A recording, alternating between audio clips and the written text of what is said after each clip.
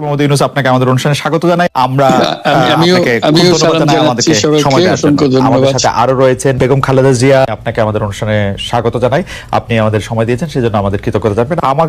আমরা আসলে অনেকগুলি প্রশ্ন আপনাদের দুজনকেই করতে হবে, সেজন্য আমরা একটু একই আমরা আপনার থেকে একটু টু দা পয়েন্ট এবং যদি কুইক একটু বলেন তাহলে আমাদের জন্য একটু সুবিধা হয়। আপনি গণতন্ত্রের পক্ষে লড়াইয়ে শামিল হতে বলছেন, প্রশ্ন কেউ কেউ করছেন, প্রশ্ন উঠছে, আপনি কি এইসব মামলা মোকদ্দমা থেকে মুক্তি পেতে ডক্টর মোহাম্মদ ইউনূস সরকারেরই পরিবর্তন চাইছেন? বিসমিল্লাহির রহমানির রহিম। আসসালামু আলাইকুম। দীর্ঘদিন অসুস্থ থাকার পর আপনাদের সামনে কথা বলতে পারার জন্য আল্লাহর কাছে শুকরিয়া আদায় করছি।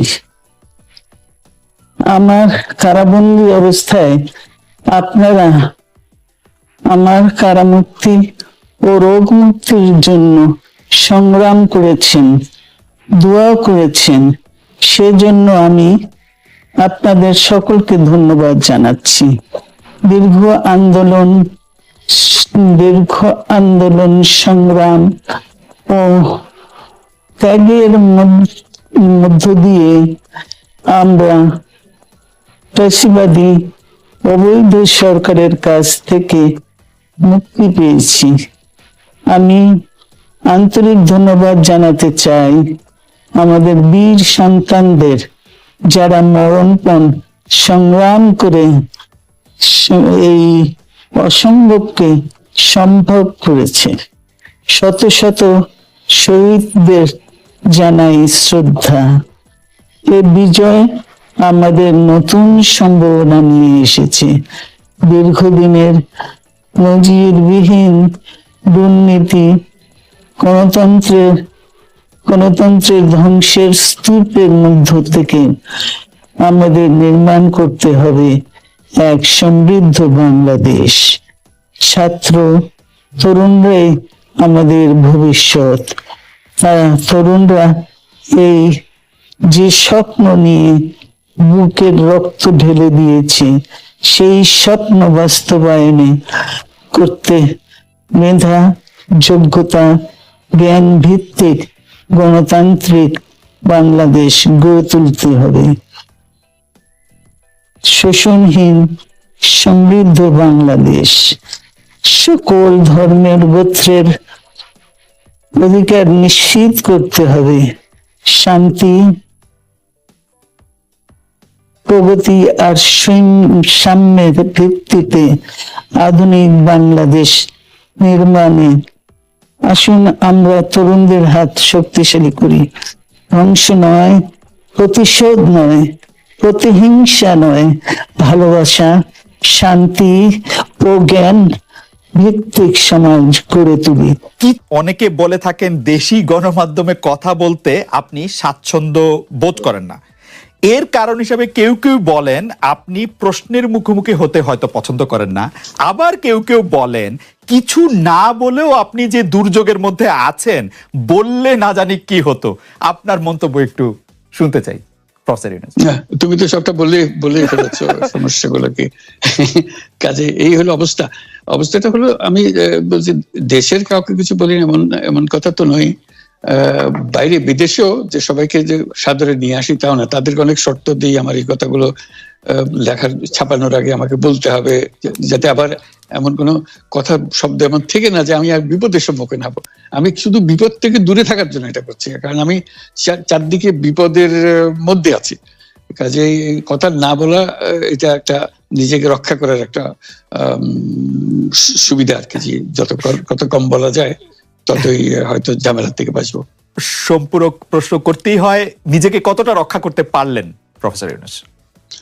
পারলাম না তো, এত তো খালি বাড়ছে। এখন তো বড় কঠিন অবস্থার মধ্যে পড়ে গেছি। কিছুদিন আগে হয়তো খবর পেয়েছে, এই মাসের মধ্যেই যে 12 তারিখে যে ঘটনা ঘটলো, যে আমাদের অফিসের মধ্যে ঢুকে গেল লোকজন, ঢুকে বললো যে এটা আমরা এখন দখল করলাম, এখান থেকে আমরা চালাবো। এটা কি ধরনের আবদারিকতা! আমরা পুলিশের কাছে গেলাম, পুলিশ বললো যে আমরা এই ব্যাপারে কিছু করতে পারবো না, কাজেই তারাও কিছু করলো না। তো আমরা যাবোটা কোথায়? পুলিশও কিছু করবে না, ওরাও জবর দখল করার জন্য ছুটে আসবে, আমাদের আইন কানুন কিছুই মানবে না। আর আমাদের একটা প্যানিক সৃষ্টি করলো আমাদের পুরো অফিসের মধ্যে যত লোকজন আছে, বিশেষ করে মহিলা সহকর্মী যারা আছে, তারা খুবই ভীত সন্ত্রস্ত হয়ে গেল যে কি কারবার, কি হলো এটা। দেখা যায় সমস্যার পরিমাণ বাড়ছে, কমছে না। সমস্যা পরিমাণ বাড়ছে, কমছে না। আমি একটু পিছনে আদালতে আপনার বিরুদ্ধে রায় ঘোষণার পরে আপনি একটা প্রতিক্রিয়া দিয়েছিলেন। সেই প্রতিক্রিয়া আপনি বলেছিলেন যে বাংলাদেশের একটি কথায় আপনি এরকম বলেছেন যে বাংলাদেশের প্রতিটি নাগরিককে অন্যায়ের বিরুদ্ধে এবং গণতন্ত্র এবং মানবাধিকারের পক্ষে এক কণ্ঠে কথা বলার আহ্বান জানায়। অনেকে এইটাকে দেখছেন হচ্ছে এরকম করে যে আপনি গণতন্ত্রের পক্ষে লড়াইয়ে সামিল হতে বলছেন। প্রশ্ন কেউ কেউ করছেন, প্রশ্ন উঠছে, আপনি কি এইসব মামলা মোকদ্দমা থেকে মুক্তি পেতে এই সরকারেরই পরিবর্তন চাইছেন? খালেদ, তুমি কি গণতন্ত্রের বিরুদ্ধে নাকি? হঠাৎ এটা নিয়ে তো চিন্তিত? আমি গণতন্ত্রের কথা বললাম আমার জন্য, তুমি তো বলে আমিও তো, তুমি বলবো যে আমিও তো আছি, কাজে আমাকে পৃথকভাবে বলতে হচ্ছে কেন? আমরা সেটাই বলতেছি, কাজে আমরা কেউ গণতন্ত্রের বিপক্ষে না, সবাইকে স্মরণ করিয়ে দেওয়া যে আমরা সবাই গণতন্ত্রের পক্ষে, মানবাধিকারের পক্ষে, আমরা ন্যায় নীতির পক্ষে, রুল অফ লর পক্ষে। এইগুলো না থাকলে জাতি হিসেবে আমরা টিকে থাকবো না। তো কাজে যখনই মনে হচ্ছে যে এগুলো এখন ফরেন ওয়ার্ডস হয়ে গেছে, তাতে মনে হবে যে আমাদের সমাজ হিসেবে আমাদের দায়িত্ববোধ অনেক বেড়ে গেল। এগুলোকে প্রতিষ্ঠিত করা, সোচ্চার করা, মুখ ফুটে বলা, এটা সবাইকে বলতে হবে, মুখ ফুটে বলতে হবে। আমার বিরুদ্ধে অভিযোগ হলে আমি বলছি না বলে, আপনি বলছেন না কেন? একবার বলে এখন তোমার প্রশ্নের সম্মুখীন হয়ে গেলাম। অনেকে বলছেন না, আপনি তো শতবার শতমুখে গণতন্ত্রের কথাই বলবেন, আমাদের সবারই বলা উচিত। কিন্তু প্রশ্নটা এমন ভাবে তোলা হচ্ছে যে আপনি আসলে আপনার রায় ঘোষণার পর আপনি বলছেন গণতন্ত্রের কথা, মানবাধিকারের কথা। অনেকে বলছেন যে এই কথা কি আসলে যেহেতু ব্যাপারটা আপনার উপরে আসলো তখনই আপনি আসলে বললেন কিনা, নাকি আপনি আসলে বলতে চানও না, আপনি আগে যেরকম বলছেন? হতে পারে, মুখ যখন বন্ধ থাকে কোনো কথাই বলা হয় না। এখন যখন মুখ খোলার সুযোগ হয়েছে, সামনে ক্যামেরা নিয়ে দাঁড়িয়ে আছে, মাইক্রোফোন দিয়ে দাঁড়িয়ে আছে, কথা বলছি, কাজে মনের কথাটা বললাম আর কি, যেটা মনে ছিল বলা হচ্ছিল না সেটা বললাম। এটা আমার ধারণা এটা সবারই মনের কথা, সেটাকে প্রকাশ করা। তারাও চায় যে তারা বলুক, আমি বললে তাদেরও মনে সাহস আসে যে উনি বলছেন যখন আমরা বলতে পারবো। প্রফেসর ইউনূস, আপনি যখন বলছেনই তখন আমি এই কথাটাকে একটু ইলাবোরেশন আপনার কাছ থেকে আশা করতে পারি যে আপনি যখন বলছেন যে গণতন্ত্র মানবাধিকারের পক্ষে এক কণ্ঠে কথা বলার আহ্বান আপনি জানাচ্ছেন, আপনার কাছে কি মনে হচ্ছে যে গণতন্ত্র মানবাধিকারের পক্ষে এখন বহু পক্ষ বহু কণ্ঠ, এটা আসলে এক কণ্ঠে কেউ বলতে পারছে না বা সাহস পাচ্ছে না বা বলছে না, এরকম আপনার মনে হচ্ছে কিনা? আমার মনে হচ্ছে তাই, কারণ বলতে পারছে না তো, মুখ খুলে সব গণতন্ত্রের কথা বলতে পারছে না। যে সেটা বলা, এক বাক্যে বলা, পরিষ্কার কণ্ঠে বলা, এটা আমাদের সবার দায়িত্ব, তো জাতীয় দায়িত্বটা, যে না হলে গণতন্ত্র বলে কিছু থাকবে না আমাদের জন্য, আদৌ গণতন্ত্র বলে কিছু থাকবে না। একটা প্রশ্ন করি যে বর্তমান সরকার আরো স্পেসিফিক ভাবে বললে প্রধানমন্ত্রী শেখ হাসিনা স্পষ্টতই আপনাকে অপছন্দ করেন, অনেক কিছুর জন্য আপনাকে দায়ী করেন, পদ্মা সেতু এবং এই সেই।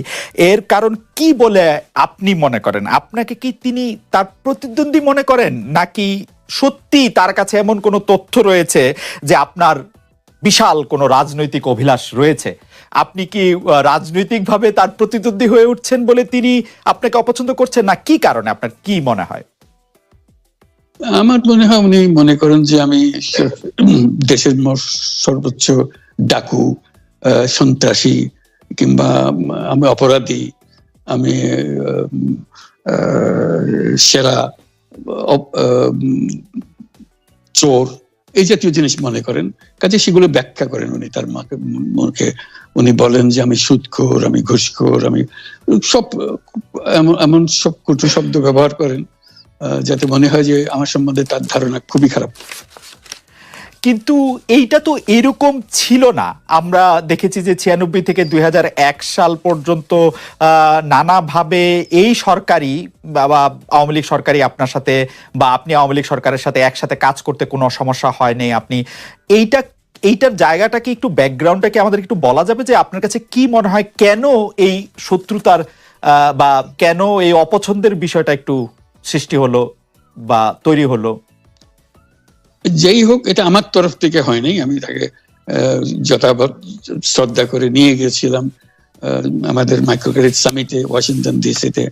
আমাদের প্রধান অতিথি করে নিয়ে গেছি, সবাই সম্মান করেছে। কারণ এই মাইক্রোক্রেডিটটা তখন পৃথিবীর সামনে আসছে, বড়